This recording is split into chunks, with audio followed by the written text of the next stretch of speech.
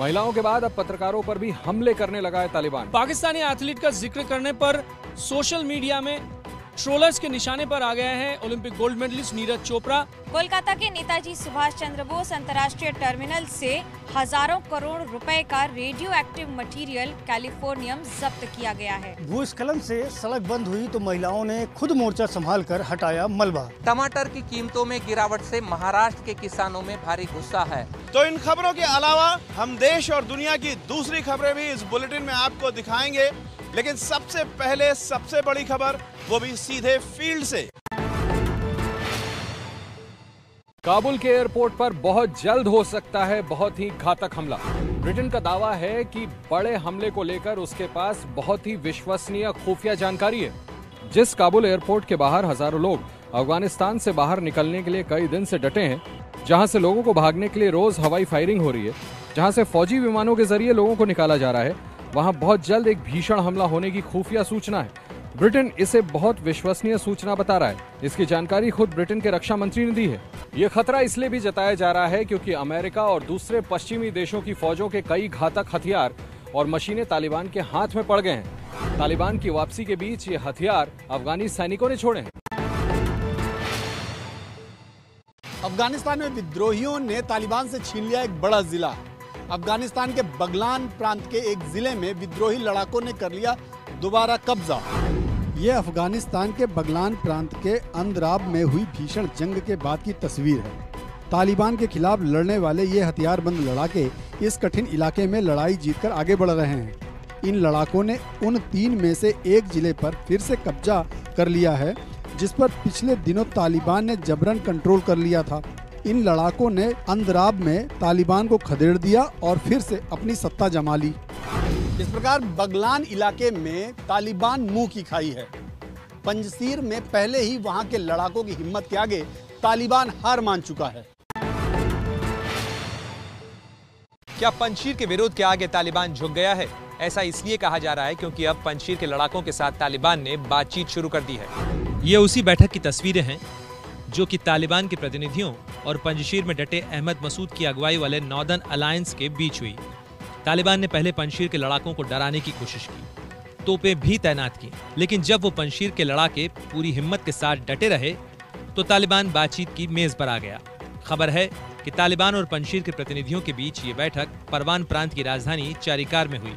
अभी तक साफ नहीं है कि इस बैठक में अंतिम सहमति क्या बनी है, लेकिन इतना जरूर तय हुआ है कि दोनों पक्ष एक दूसरे पर हमला नहीं करेंगे जब तक बातचीत चल रही है।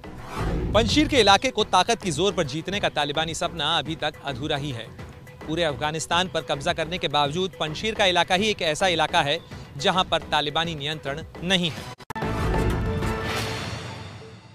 महिलाओं के बाद अब पत्रकारों पर भी हमले करने लगा है तालिबान। अफगानिस्तान के टोलो न्यूज के पत्रकार जियार खान याद को तालिबानियों ने न सिर्फ पीटा बल्कि उसका सामान भी छीन लिया। अफगानिस्तान के टोलो न्यूज के यही वो पत्रकार हैं जिनके साथ रिपोर्टिंग के दौरान कल काबुल में वो वारदात हुई। तालिबानियों ने उनकी गाड़ी को रोका और उनको राइफल की बट से मारा। यही नहीं, उनका सामान भी छीन लिया। इस हमले के बाद पत्रकार की हत्या की अफवाह उड़ी थी, लेकिन वो सही सलामत है। मैंने आज जियार खान याद से फोन पर बात की तो उन्होंने वो पूरी घटना बताई। ले लिया और मेरा कैमरामैन फुटेज ले रहा था उस टाइम पर जी। इस टाइम पर तालिबान एक लैंड क्रूजर में आ गई और लैंड क्रूजर में उसने मुझ में हमला कर दिया, मुझे मारा। तालिबान ने मेरे मोबाइल, हमारा कैमरा और हमारा अदर इक्विपमेंट जो मीडिया रिलेटेड था वो आपसे छीन लिया, आपसे जब्त कर लिया। इस घटना के बाद से लग रहा है कि तालिबान फिर से अपनी पुरानी हरकतों पर लौट रहा है। टोलो न्यूज की तरफ से इस मामले को तालिबान की कमेटी के सामने उठाया गया। क्या अफगानिस्तान में तालिबान की वापसी के बाद भारत में भी सीमा पार आतंकवाद का खतरा बढ़ सकता है? अफगानिस्तान के मुद्दे पर बुलाई गई सर्वदलीय बैठक के दौरान आज ये चिंता भी जाहिर की गई। प्रधानमंत्री नरेंद्र मोदी के निर्देश पर हुई इस सर्वदलीय बैठक में विदेश मंत्रालय ने सभी राजनीतिक दलों को अफगानिस्तान के ताजा हालातों की जानकारी दी। बैठक के दौरान मुख्य चर्चा इस पर हुई कि कैसे भारत सरकार ने अफगानिस्तान से लोगों को निकाला है और आगे की क्या योजना है। सभी विपक्षी दलों ने इस पर एक एक करके अपनी राय रखी। भारत के अफगानिस्तान में जो प्रोजेक्ट चल रहे हैं उनको लेकर सरकार क्या योजना तैयार कर रही है और उसको लेकर क्या बातचीत हुई है, उस पर भी विदेश मंत्री से सवाल पूछे गए। वहाँ काबुल की स्थिति, अफगानिस्तान की स्थिति तो देख रहे हैं। अभी इस सिचुएशन में जब वहाँ सिचुएशन सेटल डाउन नहीं हुआ, अगर आपके जो पॉलिसी, आगे की पॉलिसी के सवाल जो हैं, इसमें आपको थोड़ा और पेशेंस दिखाना होगा। कुछ राजनीतिक दलों ने तालिबान के आने के बाद सीमा पार से आतंकवाद बढ़ने को लेकर भी आशंका जाहिर की। बैठक के आखिरी में विदेश मंत्री एस जयशंकर ने बैठक में मौजूद अलग अलग पार्टियों के सांसद और राजनेताओं की तरफ से उठाए गए सवालों का भी जवाब दिया। संकट में घिरे अफगानिस्तान से आज 24 भारतीय नागरिकों की हुई वतन वापसी, लेकिन तालिबान ने भारत आने की कोशिश कर रहे अफगानी नागरिकों को भारत आने से रोक दिया। ऑपरेशन देवी शक्ति के तहत काबुल में फंसे लोगों को निकालने की भारत की मुहिम जारी है। आज कुल 35 लोगों को भारत लाया गया, जिनमें 24 भारतीय और 11 नेपाली नागरिक हैं। इन सभी को काबुल से लेकर भारतीय वायुसेना का विमान आज सुबह दिल्ली से सटे यूपी के गाजियाबाद के वायुसेना के हिंडन एयरबेस पर पहुंचा, लेकिन काबुल से उड़ा ये भारतीय विमान का C-17 विमान अपने साथ अफगान नागरिकों को नहीं ला सका, क्योंकि तालिबान ने उन्हें भारत आने से रोक दिया। ऐसे अफगानी नागरिकों की संख्या 80 है। तालिबान ने पवित्र गुरु ग्रंथ साहिब के स्वरूप को भी भारत नहीं आने दिया। सभी 24 भारतीयों को लेकर ITBP की बस हिंडन एयरबेस से रवाना हुई है और आप देख सकते हैं भारत माता की जय के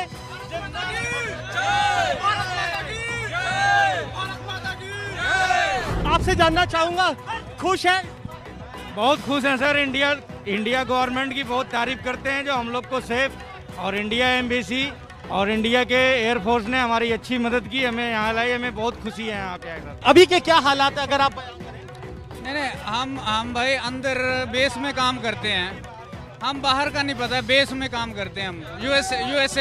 यूएसए बेस के अंदर काम करते हैं। हाँ। फिर उसके बाद आप कैसे आप आए, कैसे, किसने कांटेक्ट किया? हमने एम्बेसी से कांटेक्ट किया, यूएसए आर्मी ने फिर हमारी एम्बेसी से कांटेक्ट किया, तो फिर वहाँ से फिर बोलते हैं ठीक है आज फ्लाइट जाएगी, तो आपने बंदों को जो भी इंडियन है वो जा सकते हैं। आप कहाँ के रहने वाले? मैं हिमाचल से। खुश है एयरफोर्स इस तरीके से हाँ, बहुत खुश हैं कि हमारे इंडिया गवर्नमेंट ने हेल्प की। ABP न्यूज़ पर ये वही लोग हैं जिन्हें रेस्क्यू कराकर जो एयरफोर्स है वो हिंदुस्तान लौटी है और सभी लोगों ने भारत माता की जय लगाकर सत्कार किया और अपना जो पूरा का पूरा लम्हा था उनको अपने शब्दों में बयां किया। देश में कोरोना के मामले एक बार फिर तेजी से बढ़ने लगे हैं। पिछले 24 घंटों में 46,000 से ज्यादा नए मामले सामने आए हैं। कोरोना महामारी फिर से डराने लगी है। देश में अचानक कोरोना के नए केसों में बड़ा इजाफा देखने को मिल रहा है। पिछले 24 घंटों में देश में कोरोना के 46,164 नए मरीज सामने आए हैं, जबकि 24 घंटों के दौरान 607 कोरोना मरीजों की मौत हो गई है। कोरोना के मामलों में इस बढ़ोतरी सबसे ज्यादा योगदान केरल का है, जहां पिछले 24 घंटों में 31,000 से ज्यादा केस आए हैं। केरल के हालात इसलिए भी चिंताजनक हैं क्योंकि वहां पॉजिटिविटी रेट 20% के आसपास है। देश के कुल मामलों में केरल का हिस्सा 2/3 है। ऐसे में अब बीजेपी केरल में बढ़ते कोरोना केस को लेकर सरकार को घेर रही है। केरला सरकार को कहा था कि कांटेक्ट ट्रेसिंग में जो कमी हुआ है वो एक कारण है। दूसरा, ये इंस्टीट्यूशनल क्वारंटाइन के जगह पे उन्होंने जो होम क्वारंटाइन इम्प्लीमेंट करने का कोशिश किया वो अभी विफल हुआ है। चिंता करने वाली बात यह है कि पिछले 5 दिनों में कोरोना के केस में 50% की बढ़ोतरी हुई है। पश्चिम बंगाल में चुनाव के बाद हुई हिंसा की जांच ने पकड़ी रफ्तार। उस दौरान बंगाल में हत्या और बलात्कार की वारदातों में सीबीआई ने 9 मुकदमे दर्ज किए हैं। पश्चिम बंगाल में हुई हिंसा की जांच सीबीआई के हाथ में आते ही उसमें गति आ गई है। सीबीआई द्वारा बनाई गई एसआईटी पश्चिम बंगाल में काम में जुट गई है। राज्य में हत्या और बलात्कार की वारदातों पर सीबीआई ने 9 मुकदमे दर्ज कर लिए हैं। इनमें हत्या के 8 मामले और बलात्कार का 1 मुकदमा दर्ज किया गया है। सीबीआई सूत्रों से पता चला है कि जल्द ही कुछ और मुकदमे भी दर्ज किए जा सकते हैं। स्पेशल इन्वेस्टिगेशन यूनिट में 4 टीमें हैं और 25 अधिकारी शामिल हैं, जबकि फॉरेंसिक टीम भी साथ है। सीबीआई की जांच में इसलिए भी रफ्तार आई है क्योंकि एसआईटी को 6 हफ्ते के भीतर कलकत्ता हाई कोर्ट को अपनी रिपोर्ट देनी है। कलकत्ता हाई कोर्ट के निर्देश पे ही सीबीआई को जांच सौंपी गई थी। कोलकाता के नेताजी सुभाष चंद्र बोस अंतर्राष्ट्रीय टर्मिनल से हजारों करोड़ रुपए का रेडियो एक्टिव मटेरियल कैलिफोर्नियम जब्त किया गया है। इस मामले में 2 लोगों को गिरफ्तार भी किया है। यही वो रेडियो एक्टिव मेटल है जिसे कोलकाता एयरपोर्ट पर पकड़ा गया है। 250 ग्राम के इस रेडियो एक्टिव मेटल की कीमत 4,250 करोड़ रुपए है। जिन 2 आरोपियों को पकड़ा गया है उनका नाम है सैलेन कर्माकर और असीत घोष। वो दोनों पश्चिम बंगाल के हुगली जिले के रहने वाले हैं। सीआईडी ने इनसे जो मेटल जब्त किया है, बाजार में उसकी 1 ग्राम की कीमत करीब 17 करोड़ रुपए आंकी गई है। सीआईडी इन दोनों लोगों से पूछताछ कर रही है कि आखिरकार इसे कहां ले जाने की साजिश हो रही थी। सूत्रों के अनुसार इस रेडियो एक्टिव मटेरियल का इस्तेमाल न्यूक्लियर रिसर्च में किया जाता है। केंद्रीय मंत्री नारायण राणे अपने घर से निकले हुए हैं और जानकारी के मुताबिक उनकी तबीयत खराब हुई है, जिसके बाद वो घर से निकले हुए हैं। कल से उन्हें जन आशीर्वाद यात्रा को फिर से शुरुआत करनी है और फिलहाल उनकी तबीयत खराब बताई जा रही है और फिलहाल जो जानकारी मिल रही है कि तबीयत खराब है और वो डॉक्टर को अपना इलाज के लिए दिखाने जा रहे हैं। और फिर कल भी जब प्रेस कॉन्फ्रेंस किया था तो उनकी तबीयत थोड़ी ख़राब लग रही थी और ऐसा बताया जा रहा है कि एक बार वो चेकअप कराएंगे, उनकी तबीयत ठीक रही तो वो आगे जन आशीर्वाद यात्रा जहाँ से छोड़ी थी वहाँ से आगे कंटिन्यू करेंगे। फिलहाल नारायण राणे अपने घर से निकले हुए हैं और जानकारी के मुताबिक वो अस्पताल अपने चेकअप के लिए जा रहे हैं। पाकिस्तानी एथलीट का जिक्र करने पर सोशल मीडिया में ट्रोलर्स के निशाने पर आ गया है Olympic gold medallist Neeraj Chopra. इससे आहत नीरज चोपड़ा ने वीडियो जारी करके कहा है कि खेल हमें एकजुट करता है। नीरज चोपड़ा ने ट्विटर पर वीडियो जारी करते हुए लिखा है कि मेरी आप सभी से विनती है कि मेरे कमेंट्स को अपने गंदे एजेंडा को आगे बढ़ाने का माध्यम ना बनाएं। खेल हम सबको एकजुट होकर साथ रहना सिखाते हैं और कमेंट करने से पहले खेल के नियमों को जानना भी जरूरी होता है। इतनी बड़ी बात नहीं है और मुझे काफी दुख है कि जो इस बात को मेरा सहारा लेके एक इतना जो बड़ा है इसको मुद्दा बना रहे हैं। तो मैं आप सभी से यही विनती करता हूं कि ऐसा ना करें। स्पोर्ट्स सभी को मिलके चलना सिखाता है और हम सभी जेवलिन थ्रोअर आपस में प्यार से रहते हैं, सभी आपस में अच्छे से बात करते हैं। तो कोई भी ऐसी बात ना कहें जिससे हमको ठेस पहुंचे। असल में नीरज चोपड़ा ने पाकिस्तानी एथलीट अरशद नदीम का किस्सा बताया था, जो कि उनका भाला लेकर घूम रहे थे। नीरज चोपड़ा ने उनसे भाला मांगा तो तुरंत ही नदीम ने उनको वापस कर दिया था। मुंबई एयरपोर्ट पर सुरक्षा के लिहाज से सलमान खान की चेकिंग करने वाले सीआईएसएफ के जवान को मिलेगा इनाम। जवान पर कार्रवाई की खबर से सीआईएसएफ ने किया इनकार। मुंबई एयरपोर्ट पर फिल्माया गया सलमान खान का ये वीडियो वायरल हुआ था, जिसमें सलमान अपनी नई फिल्म टाइगर 3 की शूटिंग के लिए रूस जा रहे थे। वो जब एयरपोर्ट पर पहुंचे तो एक जवान ने उन्हें चेकिंग के लिए रोका। इस जवान ने इस बात की परवाह नहीं की कि वो सलमान खान हैं। जवान ने बेखौफ होकर अपनी ड्यूटी निभाई। सलमान ने भी बिना आपत्ति के चेकिंग करवाई। इसके बाद उस जवान की जमकर तारीफ हुई। जवान का नाम है सोमनाथ मोहंती और वो सीआईएसएफ में एएसआई है। फिर खबर आई कि जवान को सजा दी जा सकती है क्योंकि जवान ने मीडिया से बात की है, इसलिए उनका फोन जब्त कर लिया गया है। अब सीआईएसएफ ने ये साफ कर दिया है कि जवान को किसी तरह की कोई सजा नहीं दी जाएगी, बल्कि जवान को अपनी ड्यूटी बेहतर ढंग से निभाने के लिए इनाम दिया जाएगा। टमाटर की कीमतों में गिरावट से महाराष्ट्र के किसानों में भारी गुस्सा है। उन्होंने गुस्से में ट्रैक्टरों से टमाटर सड़क पर फेंक दिए। जिस फसल को बड़े जतन से उगाया उसे यूं ही सड़क पर फेंकना पड़ रहा है। ये तस्वीर किसानों के गुस्से की गवाह है। महाराष्ट्र के औरंगाबाद के किसानों ने टमाटर उगाए थे, उन्हें गुस्से में सड़क पर बिखेर दिया। इस गुस्से की वजह है टमाटर की कीमतों में भारी गिरावट आई है। लिहाजा किसानों ने अपना टमाटर उठाकर औरंगाबाद मुंबई हाईवे पर फेंक दिया और प्रदर्शन किया।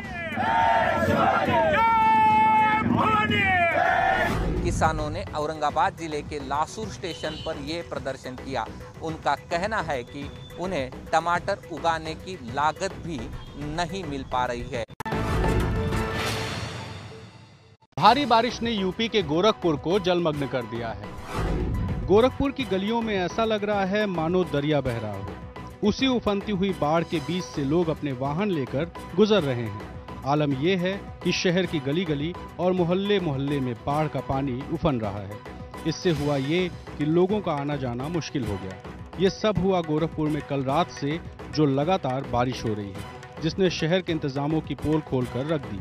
गोरखपुर के इंजीनियरिंग कॉलेज रोड, सिंघड़िया, गोरक्षनगर समेत कई मोहल्लों और कॉलोनियों में बाढ़ के पानी ने मुसीबत पैदा कर दी है।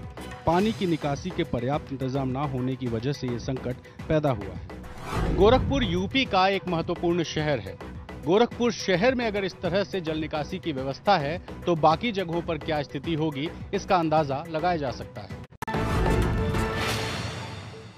मूसलाधार बारिश की वजह से देहरादून में आई बड़ी मुसीबत, कई इलाकों में पानी भरा तो नदी का तेज उफान इलाके के लोगों को डरा रहा है। गंगा मैया की पानी की प्रचंड धार बह रही है।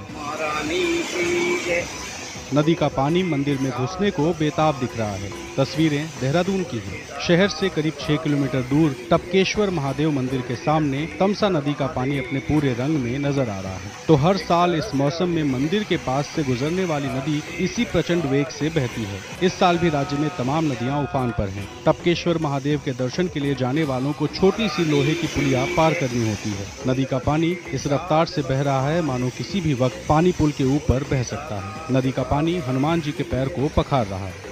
देहरादून में कल लगातार 7 घंटे बारिश हुई, जिसकी वजह से शहर के कई इलाकों में पानी भर गया। उत्तराखंड के जोशीमठ में महिलाओं ने अपने दम पर 1 घंटे में खुलवा दी सड़क। ये तस्वीर पहाड़ की महिलाओं के जज्बे की एक बानगी है। भारी बारिश के चलते चमोली जिले में हेलंग उर्गम सड़क मलबा आने की वजह से बंद हो गई थी, जिसकी वजह से सड़क के दोनों छोर पर गाड़ियों की कतार लग गई। इसी दौरान किसी वाहन से जोशीमठ आने वाली महिलाएं उतर गईं और खुद सड़क से मलबा और पत्थर हटाने लगी। उनकी देखा देखी कुछ पुरुषों ने भी उनका हाथ बटाया।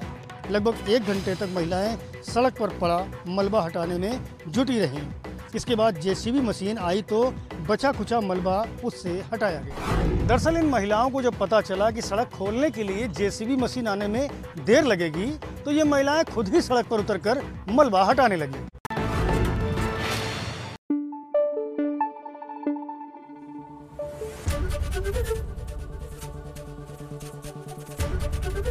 एबीपी न्यूज आपको रखे आगे।